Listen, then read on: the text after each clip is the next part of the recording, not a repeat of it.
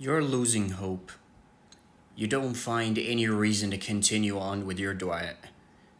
You open almost anything.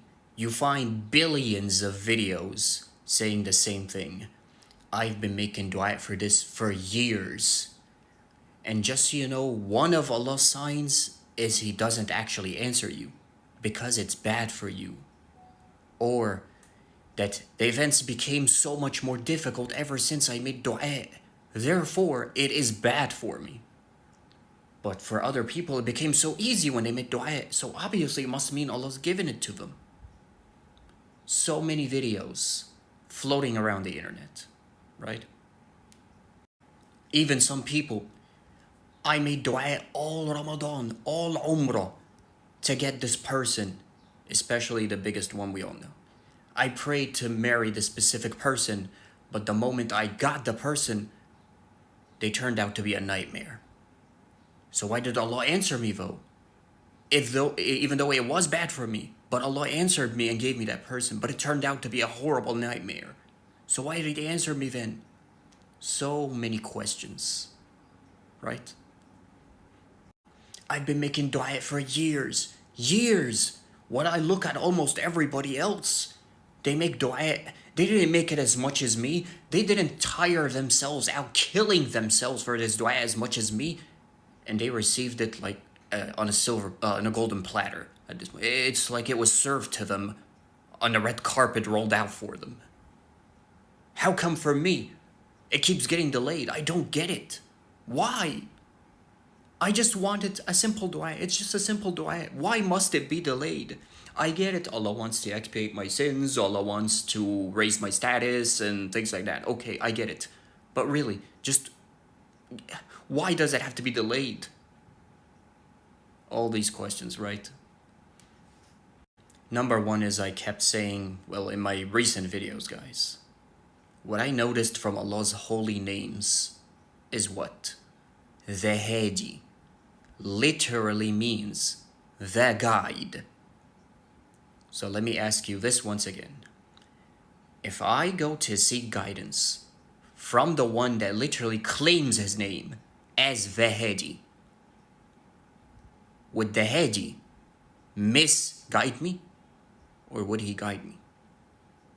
And I came to him, not the other way around. So, and in my opinion about another thing, a bad dua. What is a bad dua? Because I've seen even some videos that say Allah sometimes uses even a dua that is actually bad for you to drive you closer to Him. He doesn't want to give you the dua, but also He's using the dua to get you closer to Him. Yes, Allah does use a dua to get you closer to Him. However, what is a bad dua? What does a bad dua mean? Yes, bad for me, obviously. But what does a bad dua mean? Right? A bad dua is a dua that takes you away from Allah. It's religiously bad for you. We all seem to assume almost immediately, a person that's bad for me, a dua that's bad for me, this event is bad for me, as it means it'll destroy me, physically it'll kill me, or it's gonna bring horrible things with it. Sometimes it's a lot more simple than that. It just means it's religiously bad. It doesn't mean this person is actually bad for you, as in they are a bad person, they're evil. No, it's just they're religiously bad. As in they would drive you away from Allah. They wouldn't get you closer to Allah. So, when we understand what a bad dua is, we understand why does Allah teach you a lesson, as those videos claim. Why does Allah teach you a lesson? Why does He teach you a lesson? To bring you back to Him. To call you back to Him. Not to punish you. Never. But to bring you back to Him because He wants you closer to Him. So now what we understand. So a bad dua brings me away from Allah. Therefore, Allah teaches you a lesson or replaces that dua. It's not because the dua is just physically bad for you or such. It's because it would bring you away from Him. Therefore, he replaces it with a dua that's better for you. Now, what is a better dua? What does better mean? A good dua. It brings you closer to him. So, that's why he replaces it. So now that we get the point of these things, then how do I make sure my dua, InshaAllah, is not a bad dua? Because it drives me away from him, right? I seek the one literally named Al-Hadi's guidance. I seek his guidance. I come to him. My priority is him. And of course, because of course your only priority cannot just be Allah, for example. There's our dunya things. Let's not lie to ourselves. We have self-interests, guys. There's nothing wrong with this. We are humans. We have self-interests. For example, I'll tell you mine, for example. The reason I make those videos, my responsibilities, and I want them to feel peace, and I want to please Allah to the highest degree. Yes, those are all reasons for why I do this. And it's also because of my ticket to Allah, what she did for me. So this is like a thank you to her, so all my good deeds go to her. Yes, however, are those the only reasons? It's also because I want my dua answered. I want Allah's promise that he promised me. So all of those are reasons for why I do this. But I'm not going to act and say, no, my only reason for doing this is because I love Allah. Then I am a liar. Because that's not the only reason. And no one can have just that only reason. We have self-interests. There's nothing wrong with this. Allah himself wants you to be greedy. Yes, greedy. Or selfish, tama. When it comes to his rewards, not dunya rewards. Him. So be selfish for him, yes. So dua is related to his rewards. Jannah is related to his rewards. Getting away from hellfire, protecting yourself from it, related to his rewards. In fact, in the Quran, he even tells you, protect yourselves from hellfire. So yes, there's nothing wrong with this. But let's not lie to Allah. But what I'm saying is, your top priority, so the number one priority should be Allah over everything else. Think of it this way. Did Allah not test Prophet Ibrahim alayhi salam with the same way when it came to his son? Prophet Ibrahim loved his son so much. So what did Allah do as a test? Told him to slaughter his own child. To slaughter him as a test. See how Allah tests, subhanAllah? Gave him a dream, and he went to his son and told him, I have seen myself in the dream slaughtering you. Allah wants me to slaughter you. And what did his son reply with, subhanAllah? Look at the massive trust in Allah subhanahu wa ta'ala. The Yaqeen. He told him, oh Father, if Allah wants you to slaughter me, then do as you're told. And InshaAllah, I will be of the sabreen. I will endure it. Go ahead. And just as he was about to do it, he passed Allah's test. He showed that the top priority is Allah. Not, oh, I hate my son. Allah is the only one I care about. No, guys. Because I've seen people that do this. That's not what Allah wants from you. But I love my son. But I love Allah more for bringing me my son. Allah is my top priority. I love my son so much I would give the world for him. But Allah is the one that gave me that son. So Allah is my top priority. My mother, my father, anyone. The top priority is Allah.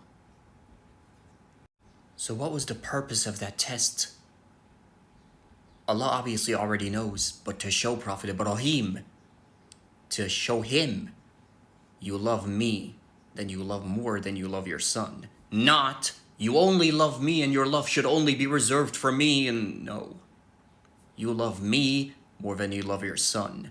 You love me more than you love this person that you want to marry. You love me more than you love this life of yours, this dunya, this rewards that you've been given, this knowledge that you've been blessed with, this dreams, these massive, the true dreams, amazing dreams that you've been given. You love me more than all of this. Not you only love me. That's what Allah wants from you. But for the people with religious OCD, for example, because I know a little bit of how that feels since I have a little bit of it. But how do I know though? I'm not sure if I actually love Allah more than I love this person I'm praying for. Here's the question. A very simple question, even those with OCD can answer. Is your top priority getting closer to Allah? Is your top priority getting closer to Allah? Or are you just praying these umrahs all Ramadan, forcing all of your energy into that dua, but only for the sole purpose of, so Allah gives you that dua, but the moment you're given that dua, you basically stop all of what you were doing. Now I don't need to try as hard as I was before. That's why. Then do you actually love Allah more than you love this person? Or are you only getting closer to Allah for the sole purpose of getting what you want? Remember what I said, for the sole purpose. Now, one of the reasons, and he's still your top priority, because as I said, you cannot have that as the sole purpose, as in literally the only reason, yeah, because I love Allah. That's impossible. But the top priority is Allah. So is he your top priority? Are you enjoying this journey of the dua that Allah's using you for, getting you closer to Him, and you can tell your trust is increasing in Him, even though your tests are increasing? Yes, it's getting worse. Yes, but you're getting closer to Allah. All of this showed you so much things about Allah that you did not know, so many things. You learned so much about Islam. You learned so much about Allah's test, the way He tests, what He does, the knowledge He's been blessing you with, the fact that He's always there for you, the fact that He's always has your back when no one else does, the fact that you seem crazy to everyone else, but you know to Him you're not crazy, or you're delusional, or you're obsessed with your dua. Obsession of a dua is a concept made by us. You know why? Because there is nothing in the Quran, Sunnah, nor Hadith that talks about anything to do with obsession with the dua, or it's bad, or you shouldn't be too attached to your dua. That's a concept made up by us, meaning it's flawed. So it could be right and it could be wrong. But how do we make sure something is not flawed? The perfect examples to follow. Allah subhanahu wa ta'ala told us this. For those of you that want Allah, do you want Allah? Then follow His prophets. Now when we look at, for example, Prophet Yaqub, one of my favorites, is that not obsession? Is that not delusion when it comes to an obsession over a dua? 40 years praying for Prophet Yusuf alayhi salam, refusing to accept that he's dead. His own children calling him crazy. He will die of sickness if he doesn't stop mentioning him. And he keeps telling them the same thing. Be patient. Be patient. Be patient for what? He's dead. I get that patience is a great thing, Father, but patient for what? Your son is dead. This isn't about patience. This is delusion. Be patient. إنما أشكو بثي وحزني إلى الله وأعلم لما لا تعلمون. I only complain of my sadness and grief to Allah subhanahu wa ta'ala. And I know something from Allah that you do not know. So therefore, when we look at our prophets, no one can deny that is obsession. And we're following them. So is that a wrong thing?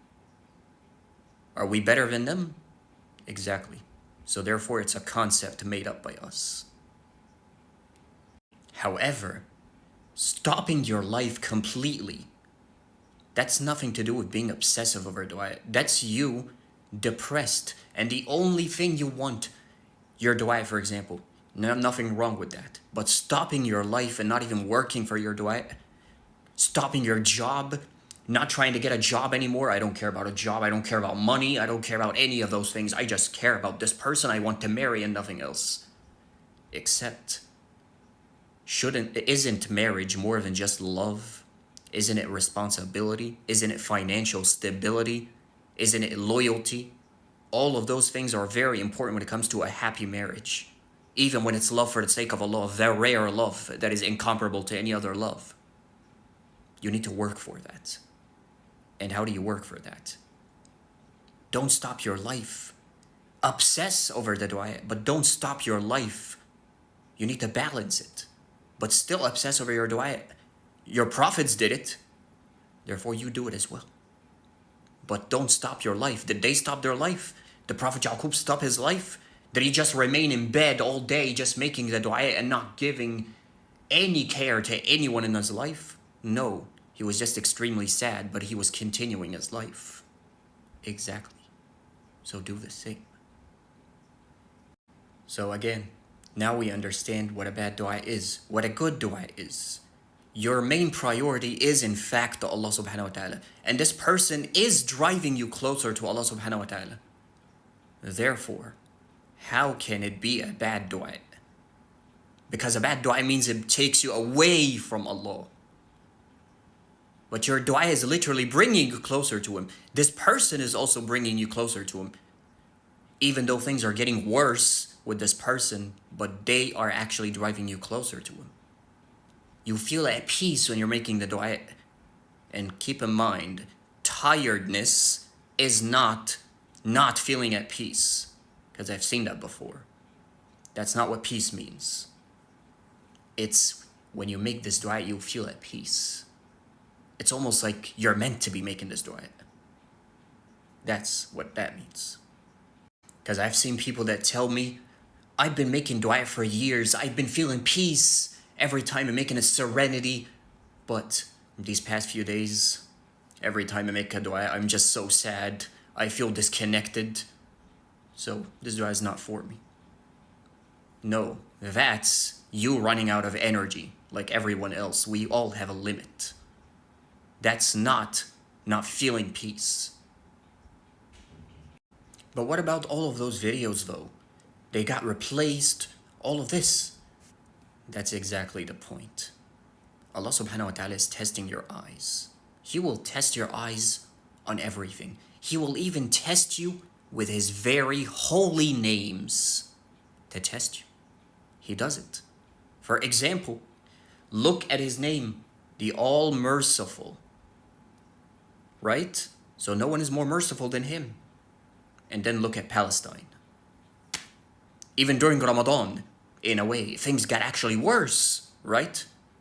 He's also testing you on the holy month of Ramadan, making it seem to your eyes like it's not that holy as you would think. Surely, during Ramadan, Mubarak, Palestine should have been freed, but things actually got worse. How? But it's Ramadan. Because Allah's testing your eyes. That's not what's actually happening. He's testing you with His holy name, the All-Merciful. And just like that, He will also test you with His holy name, the Protector. You call Him the Protector, but then you find a bunch of people that beat you up. But His name's the Protector though. He is protecting you, but He's testing you. He made you endure the pain. He didn't let the pain linger for too long, like for somebody else. And just like that, He will also test you with His name, the Hadi, making it seem like He's misguiding you, but He actually isn't misguiding you. He's making it seem that way, to test you. Do you actually believe me, my servant, when I tell you my name is Al-Hadi? I guide. I cannot misguide you. When you come to me, you came for guidance, I will give you that guidance. But I will test you to make it seem like I am not guiding you and to see how you would react to that. Will you pass the test? Where does Allah teach us this kind of thing about testing your eyes? Prophet Musa alayhi salam in Surah Al-Kahf with Al-Khidr. Did you just slaughter an innocent child right in front of our eyes that did nothing to you? And what did Khidr reply with? This was no innocent child. This child was going to grow up to be a kafir and influence his parents that are very loyal to Allah into disobedience or kufr. And so Allah wanted to replace that child with someone better, more deserving for these kind of parents that are loyal to Allah.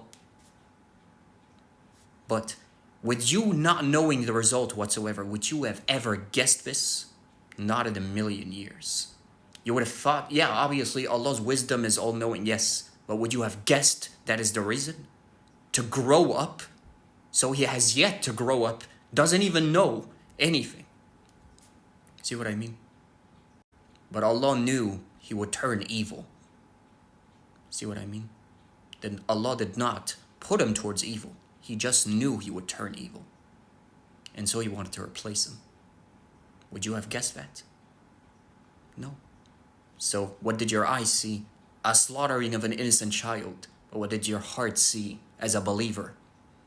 Allah knows exactly what He's doing. Sometimes He might reveal to you the information why He did it, but sometimes He might not, as a test as well. Will you still blindly trust that this is good? Yes, because Allah is the All-Merciful, it's in His names. There you go. SubhanAllah. So about all of those stories though that are floating around, but they got replaced. Things went horribly, all of this. Okay, it might be a test or whatever, but at the end, their dua actually did get replaced, Ahmed. This isn't a temporary replace. No, they actually got replaced. They got married and they're happily married even with someone completely different. And they're happy. And they're thanking us. In fact, they make videos and they're saying, do not make a specific dua about anyone. Don't. I learned my lesson from Allah.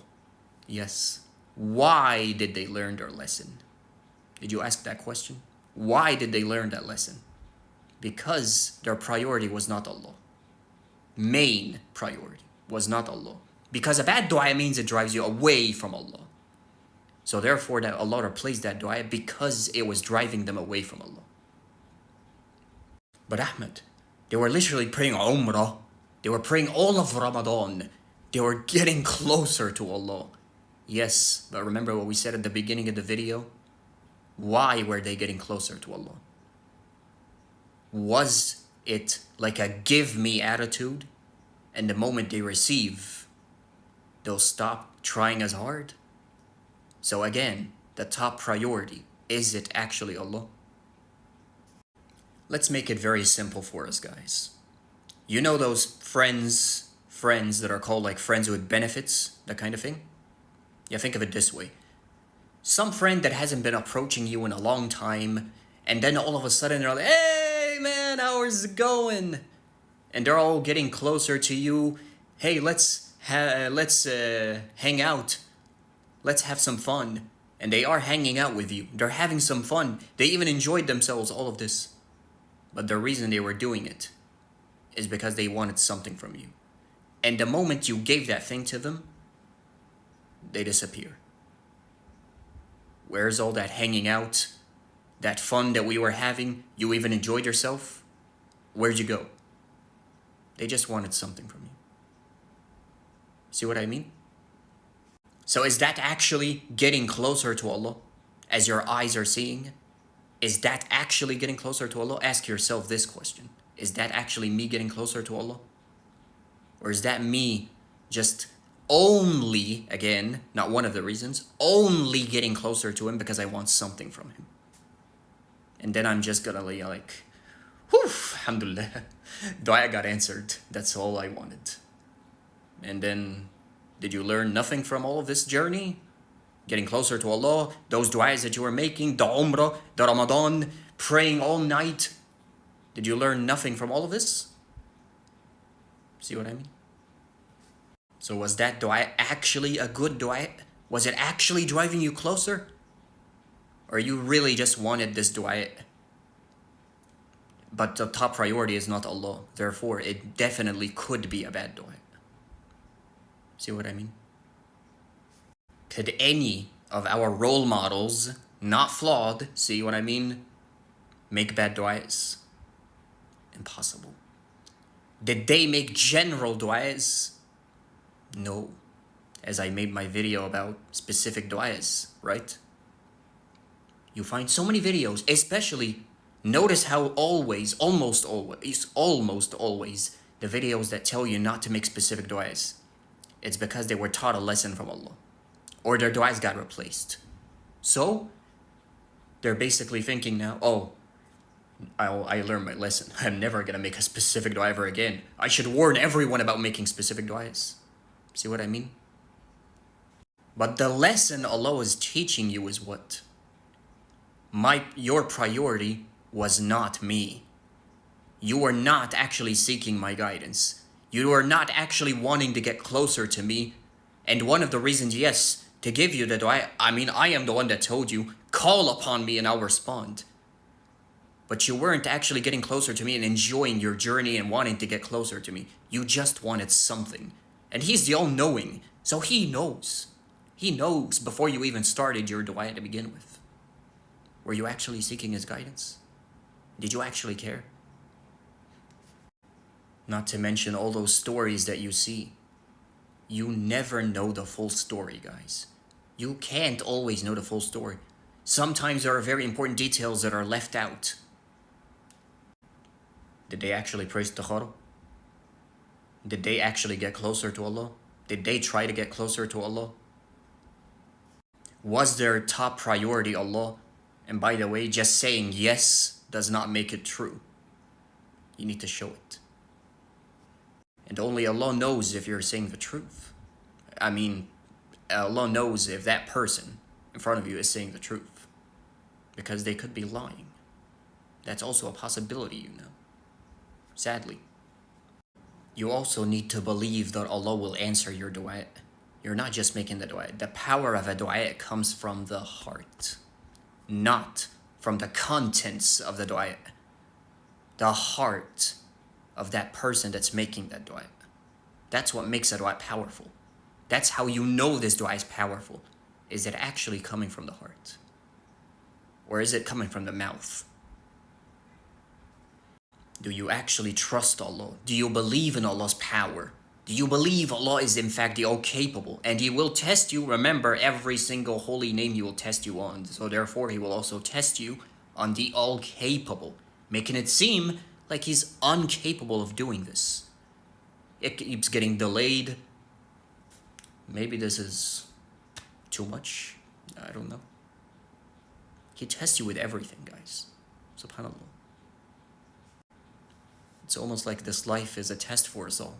SubhanAllah. Even our happiness is a test because it never lasts. And our sadness is a test because it'll change into happiness. It never lasts. SubhanAllah. But Ahmed, the reason our role models cannot make bad du'as is because, well, they're prophets. Remember? We can also watch that video about the whole role models thing being different because they are prophets, which would not make them role models then. You can watch a video on that one as well, inshallah. No, the reason they could not make bad du'as, in my opinion, is because their priority is always Allah. Because they're prophets. But not because they're prophets, so they're different. Because their priority is always Allah. More than anything. Not the only thing, more than anything. Like with Prophet Ibrahim alayhi salam, he loves his son unbelievably, but he loves Allah more. And he was tested on that. See what I mean? SubhanAllah. Is your heart at peace when you're making this du'a? And I'm not talking about the events. I am not talking about you're tired, because that would confuse you about peace. I am saying it's almost like you can't function when you cannot make this du'a, and you cannot not make this du'a. It's basically almost impossible. You cannot stop this du'a. And you will probably be told it's delusion or obsession, and that's why you cannot stop, because you've been doing it for so long. However, remember who you're making du'a to. something above all logic. Subhanallah. Are you constantly seeking guidance from the Hadi to guide you? And every time you do, it just makes the dua stronger. It almost pisses you off in a way, like, oh my God, I'm literally asking you, Ya Allah, if the dua is good for me or bad for me. But every time I do, it feels like I can't stop the dua even more. But the things are getting worse around me. So, why? Ya Allah, just remove it if it's bad. Because it isn't bad. It's a test. A difficult test, but a test. SubhanAllah. And to talk about the first question that we said, which is Allah using a bad dua to drive you closer to Him. That's almost, in a way, an oxymoron if you think about it.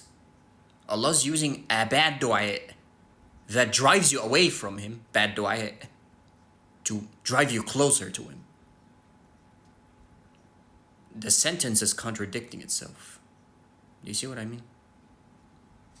So how can Allah, the Hadi, teach you a lesson when you are the one coming closer to Him, actually coming closer to Him, and He's your top priority, more than anything else, not the only thing, more than anything else. He is your priority. You're coming closer to Him.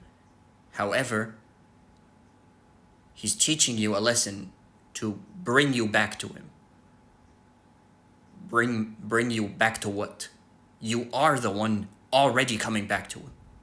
Do you see what I mean? In my opinion, those videos just don't make sense. They contradict themselves. Or the events are getting easier.